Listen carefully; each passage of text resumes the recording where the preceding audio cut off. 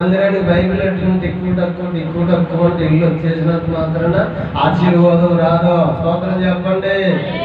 నిజమండి. ఏదో మందిరానికి వెళ్ళి 10 రూపాయలు కానుకేసి, ఏదో దేవుడు ఉద్యోగం జాబించాడు కదని 10 ఇచ్చేసి వచ్చేసినంత మాత్రాన నీకు గమనించిన ఆశీర్వాదం రాదు.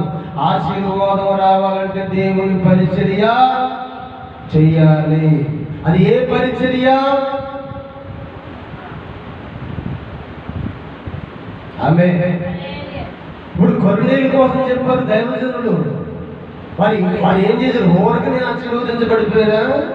వారి పట్ల గొప్ప కార్యం ఊరకనే దేవుడు చేశాడా? వారు ఎలా ఉన్నారు? వారి కుటుంబం ఎలా ఉందంటే పరిచర్య చేసే కుటుంబముగా ఉన్నారు. స్తోత్రం చెప్పండి, గట్టిగా చెప్పండి. ఎవరికి పరిచర్య? ఎవరిని? కొర్నేలు చేసిన ప్రార్థన దేవుడు ఆలకించడానికని, కొర్నేలు కుటుంబం పట్ల గొప్ప కార్యములు చేయడానికి కారణం ఏంటంటే కొర్నేలు తన ఇంటి వారితో కూడా భయభక్తులు కలిగి ఉండటమే కాదంట, కానీ దేవునికి పరిచర్య చేయవారిగా ఉన్నారంట. స్తోత్రం చెప్పండి. అదే సందర్భాన్ని చూద్దాం. చూడండి, మార్కు సువార్త 10వ అధ్యాయము మనం చదువుకున్న లేఖన భాగాన్ని చూడండి. మార్కు సువార్త 10వ అధ్యాయము మనం చూస్తే 43 నుంచి చదువుకుందాం. చూడండి, మనం ఆశీర్వదించబడాలంటే ఏమి చేయాలి అనంటే పరిచర్య చేయాలి.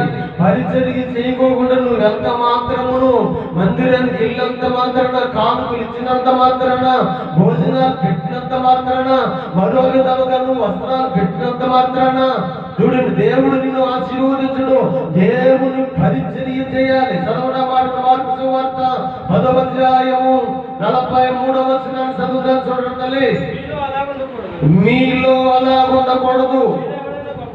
మీలో ఎవడైనా గొప్పవాడై అమ్మా ఉండకోరిని ఎడల